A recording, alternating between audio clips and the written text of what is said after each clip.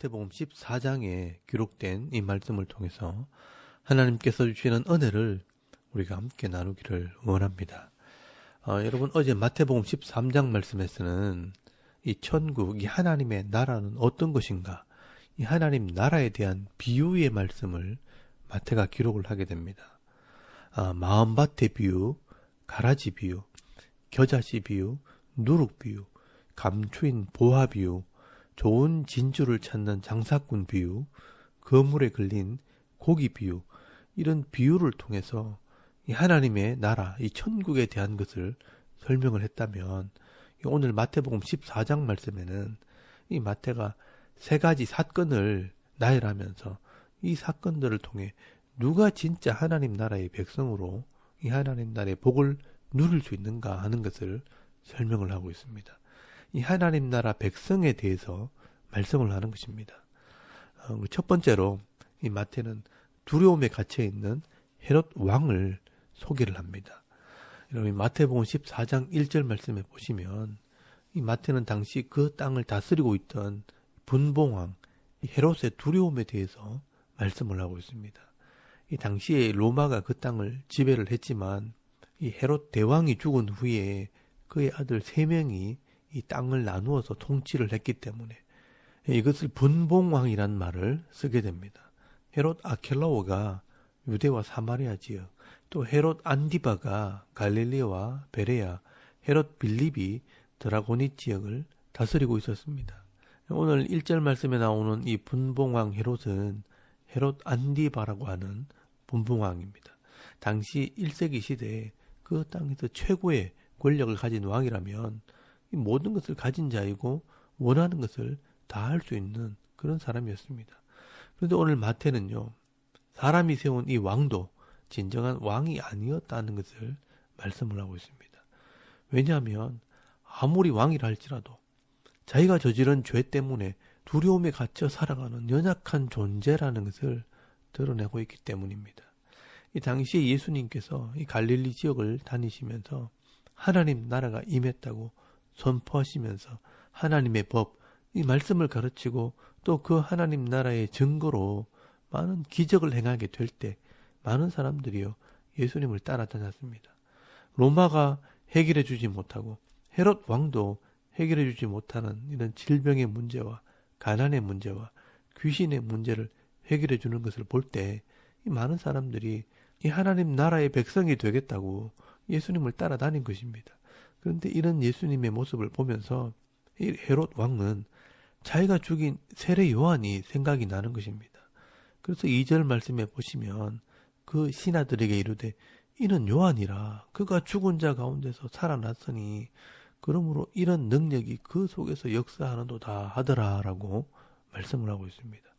이 헤롯 안디바는 자기 동생 빌립의 아내였던 이 헤로디아를 빼앗아 결혼을 했습니다. 그래서 그 죄를 지적하던 이 세례 요한을 감옥에 가두어 버렸습니다. 그리고 이 세례 요한을 죽이려고 하니까 많은 백성들이 이 세례 요한을 선지자로 믿기 때문에 이 백성들이 두려워서 죽이지를 못하고 있었습니다. 그런데 6절 말씀에 보시면 자기 생일날 이 헤로디아의 딸이 이 세례 요한의 머리를 선물로 요구하는 바람에 어쩔 수 없이 이 세례 요한을 죽이게 된 것입니다. 그게 늘 마음에 걸렸는데 예수님께서 나타나서 이 세례 요한보다 더 큰 기적을 행하고 많은 사람들이 예수님을 따라다니는 것을 보면서 이 사람들이 수군거립니다. 세례 요한이 다시 부활한 것은 아닌가, 세례 요한이 능력으로 살아났다라고 하는 말을 들었을 때 이 헤롯은요 두려움에 사로잡히게 됩니다. 이 모습은 사실 누가복음에 더 잘 설명이 되어 있습니다. 여러분, 누가복음 9장 7절에서 9절까지 말씀해 보시면 분봉왕 헤롯이 이 모든 일을 듣고 심히 당황하니 이는 어떤 사람은 요한이 죽은 자 가운데서 살아났다고도 하며 어떤 사람은 엘리야가 나타났다고도 하며 어떤 사람은 옛 선지자 한 사람이 다시 살아났다고도 함이라. 헤롯이 이르되 요한은 내가 목을 베었거늘 이제 이런 일이 들리니 이 사람이 누군가 하며 그를 보고자 하더라라고 말씀을 합니다. 이 헤롯 안디바는요 왕이라고 하지만 죄에 매여 두려워하는 한 인간에 불과한 것입니다. 예수님의 모습을 보면서 심히 당황했다라고 말씀을 합니다. 자기를 죽이려고 살아난 세례 요한이라고 생각을 한 것입니다. 이 헤롯은요, 왕이지만 백성들에게 진정한 평안을 줄 수 있는 그런 왕이 될 수 없습니다. 자기의 죄 문제도 해결하지 못해 두려워 떨고 있는 연약한 존재라는 것입니다. 그러므로 우리의 이형적인 문제, 이 죄의 문제는요, 대통령도 해결할 수 없고 대기업의 회장도 해결할 수 없습니다. 이 세상의 권력이나 돈으로도 해결할 수 없다는 것을 마태가 지적을 하고 있는 것입니다. 여러분, 세상의 왕이 되고 세상의 힘과 권력을 가진다고 이 하나님 나라 백성이 되는 것은 아닙니다. 여러분, 우리의 죄의 문제를 해결하시고 영적인 복을 주실 분은 예수 그리스도밖에 없습니다. 그러므로 이 예수님을 바로 알고 신앙 고백하는 자가 바로 하나님의 백성이 되는 것이고 하나님 나라의 복을 받게 된다는 것을 여러분 꼭 기억하실 수 있길 바랍니다.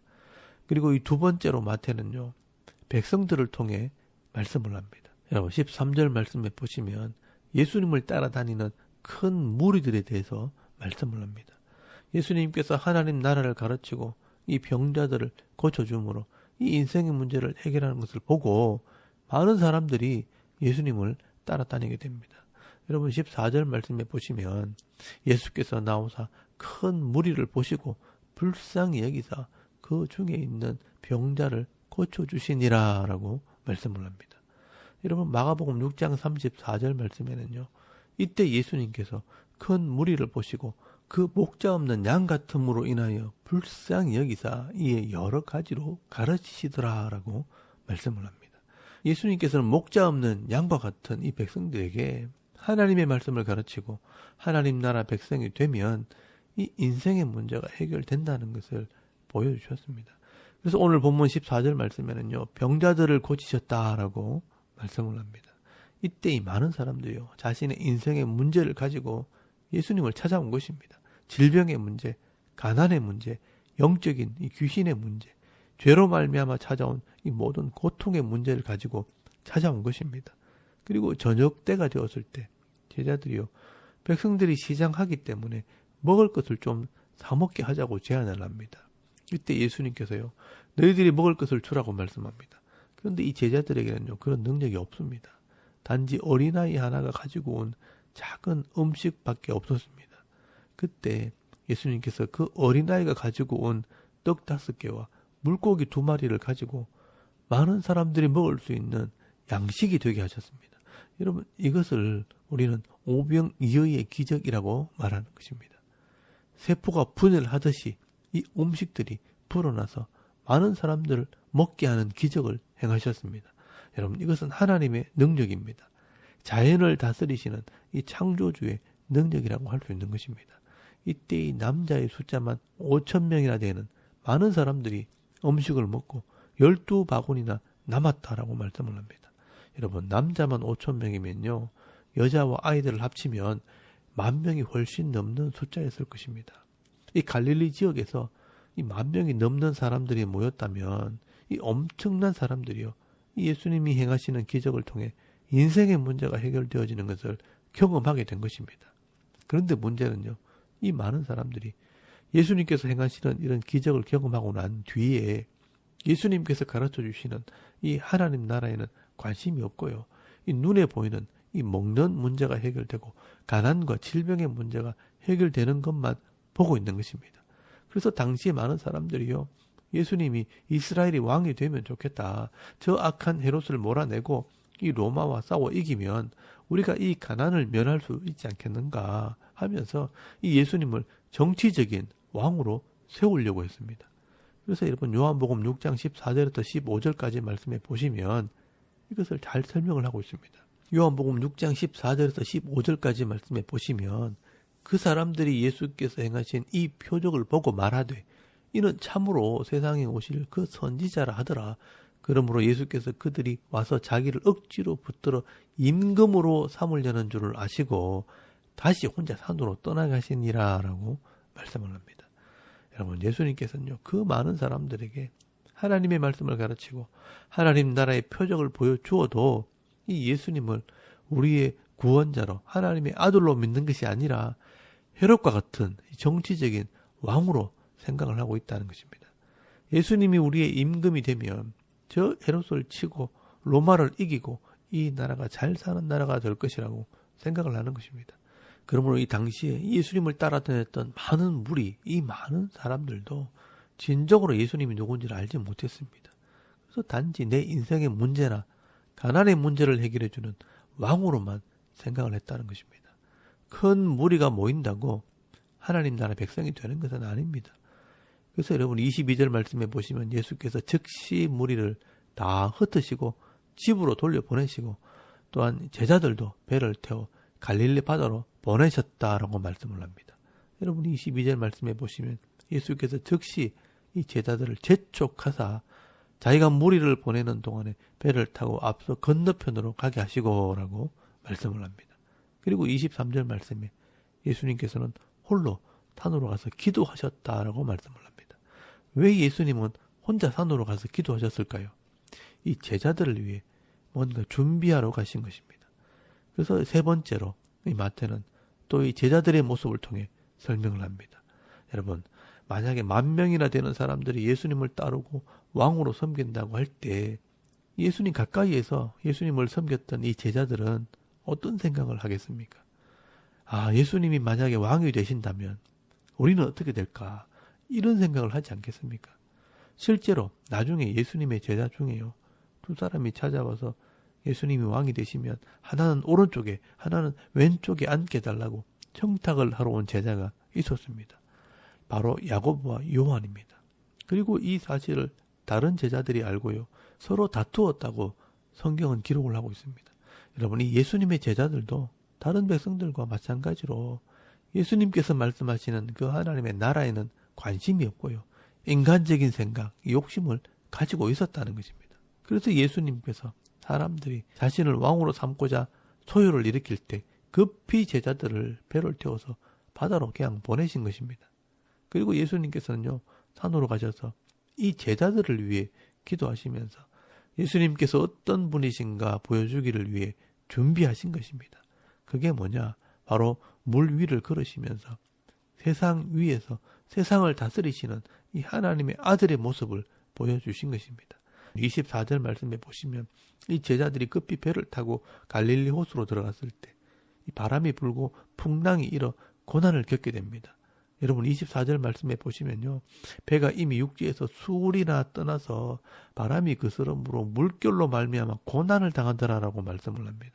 그리고 25절 말씀에 밤 사경이 되었을 때, 여러분 사경이면 우리 시간으로 새벽 3시에서 6시 사이입니다. 밤 1경이 저녁 6시부터 9시까지고요. 2경이 저녁 9시부터 12시까지고요. 제3경이 저녁 12시부터 새벽 3시까지고요. 제4경이 새벽 3시부터 아침 6시까지입니다.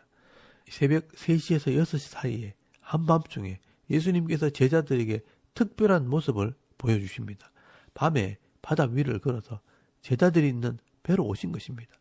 이 제자들은요, 캄캄한 밤에 이 갈릴리 바다 한가운데서 물 위를 걷고 있는 이 예수님을 보고 깜짝 놀라게 됩니다.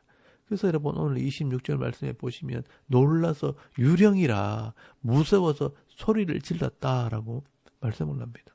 뭐라고 소리 질렀는지는 모르지만 이 소리를 지르고 두려워 떨었습니다. 여러분 이게 우리의 영적인 모습일 수 있습니다. 여러분 이 이스라엘 사람들은요, 이 바다를 세상이라고 생각을 합니다. 그리고 이 바다 속에는요, 라합이라는 용이 세상을 다스리고 있다고 믿고 있었습니다. 그런데 이 제자들은요, 그 바다 한가운데 고통과 두려움에 가득 차서 소리를 지르고 있는 것입니다. 그때 예수님께서 말씀하십니다. 나다, 두려워하지 말라라고 말씀하십니다.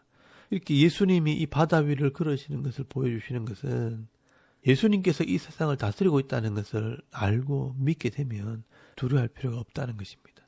그래서 이 마태는요, 다른 복음서에는 없는 이 내용을 추가해서 기록을 하게 됩니다. 바로 베드로가 물 위를 걸어가는 장면을 기록하게 됩니다. 이 베드로는 예수님께 나도 물 위를 좀 걷게 해달라고 요청을 하게 됩니다. 그래서 예수님께서 오라고 명령하십니다. 그때 이 베드로는요, 놀랍게도 예수님처럼 물 위를 걸어가는 그런 기적을 체험하게 됩니다. 예수님을 바라보고 나가면 예수님처럼 이 세상의 문제를 다스릴 수 있고 이길 수 있다는 것입니다. 근데 이 30절 말씀을 잘 보시면 이 베드로가요, 이 예수님을 바라보지 않고 바람을 보고 세상의 문제를 바라볼 때 무서워하고 두려움을 가지게 될 때 물에 빠지게 됩니다. 그리고 주여 나를 구원하소서 하고 소리칠 때 예수님께서 손을 내밀어 붙잡아 주셨다라고 말씀을 합니다. 그리고 믿음이 적은 자여 왜 의심하였느냐라고 말씀하십니다. 이 예수님을 온전히 믿지 못하고 예수님을 전적으로 신뢰하지 못하면 이 하나님의 나라의 복을 받을 수 없다는 것입니다. 그리고 이 배에 있는 제자들이요, 존경합니다. 이 제자들이요, 예수님과 베드로의 모습을 지켜보다가 신앙 고백을 합니다. 여러분 32절 말씀에 보시면 배에 함께 오름에 바람이 그치는지라 배에 있는 사람들이 예수께 절하며 이르되 진실로 하나님의 아들이로소이다 하더라라고 말씀을 합니다. 여러분 여기에서요, 예수님은 진짜 하나님의 아들이었다 하는 것을 강조를 하고 있는 것입니다. 그래서 이 마태는요, 이런 신앙의 고백을 하는 사람들이 진정한 하나님의 백성이 될 수 있다는 것을 강조하고 있는 것입니다. 여러분 이것이 오늘 14장의 핵심적인 말씀입니다. 이 땅에 진정한 구원자가 누구인가? 누가 이 죄악과 고통이 가득한 이 땅에서 진정한 평안을 누릴 수 있는가? 예수 그리스도를 하나님의 아들로 믿고 신앙 고백하는 자들이 바로 하나님 나라의 백성이 되고 또 이 하나님 나라의 복을 누릴 수 있다는 것을 말씀하고 있는 것입니다. 여러분 마태는 이 마태복음 14장의 말씀을 통해 진정한 구원자가 누구이고 누가 이 하나님 나라의 백성이 되고 이 복을 받아 누릴 수 있는가 하는 것을 기록을 하고 있는 것입니다. 세상에 권력을 가진 왕도 큰 무리도 제자들도 이 죄의 문제, 질병과 가난의 문제, 이 고통의 문제를 해결하지 못했지만 예수 그리스도가 하나님의 아들 되심을 믿는 자들이 진짜 하나님의 백성이 되는 것이고 이 하나님 나라의 복을 받을 수 있다는 것을 말씀하고 있는 것입니다. 그리고 여러분 34절에서 36절까지 말씀해 보시면 예수님을 바로 믿고 순종하는 자들에게 이런 하나님 나라의 표적이 나타나는 것을 보여주십니다. 이 게네사렛 땅에 이르렀을 때 예수를 알고 찾아와 믿음으로 이 예수님의 옷자락에 손을 대는 그 자가 다 나음을 얻었다라고 말씀을 합니다. 바른 믿음과 바른 신앙으로 순종할 때 하나님 나라의 복을 받아 누리게 된다는 것을 마태가 기록을 하고 있는 것입니다. 그래서 이 마태복음 15장 말씀에는 믿음이 없는 지도자들을 책망하시고 또 마태복음 16장 말씀에는 이 세상 사람들이 나를 누구로 믿고 있느냐, 너희는 나를 누구로 아느냐라고 질문하시는 것입니다. 여러분 그때 이 베드로가요, 마태복음 16장 16절 말씀에 보시면 주는 그리스도시요 살아계신 하나님의 아들이십니다라고 신앙 고백을 할 때 예수님께서 바요나 시몬아 네가 복이 있도다 말씀하시고요. 이 신앙 고백 위에 내 교회를 세울 것이고 이 교회는 천국의 열쇠가 있게 될 것이고 또 음부의 권세는 이기지 못할 것을 말씀하시게 되는 것입니다. 여러분 오늘 이 마태복음 14장 말씀을 통해서요. 예수님을 바로 알고 바로 믿지 않으면 왕도 소용없고 수많은 무리도 소용이 없고 이 제자들도 이 고통의 바다 속에서 두려워하는 존재가 될 수밖에 없다라고 말씀하는 것입니다. 주는 그리스도시요 살아계신 하나님의 아들이심을 믿고 그분과 언약함으로 그 말씀을 따라 순종하게 될 때 이 죄악의 땅, 이 두려움과 고통이 있는 땅에서 진정한 위로와 기쁨과 평화의 복을 받아 누리게 되는 것입니다. 오늘 저와 여러분도 이 하나님 말씀을 통해 예수님이 어떤 분인지를 바로 알고 바로 믿고 이 말씀대로 순종함으로 이 죄악의 땅에서 진정한 기쁨과 즐거움과 이 평화의 복을 받아 누리며 살아가는 저와 여러분의 이런 영적인 삶의 모습이 되실 수 있기를 주의 이름으로 축원합니다. 아멘. 우리 잠깐 기도드리겠습니다. 오늘도 예수를 나의 구주로 고백할 때 내 마음에 하나님의 나라가 임함으로 두려움이 사라지고 평강의 은혜를 누리게 하옵소서. 또 이 대한민국에 하나님의 나라가 임할 때 진정한 평안이 임하게 하옵소서. 이 섬기는 교회와 가정을 위해 기도하시고요. 또 개인의 기도 제목을 따라 기도하고 오늘 하루 삶을 또 시작할 수 있기를 바랍니다. 다 같이 우리 하나님께 한번 기도드리겠습니다. 살아계신 하나님, 은혜를 참 감사합니다. 오늘도 이 아침에 우리가 하나님을 예배하게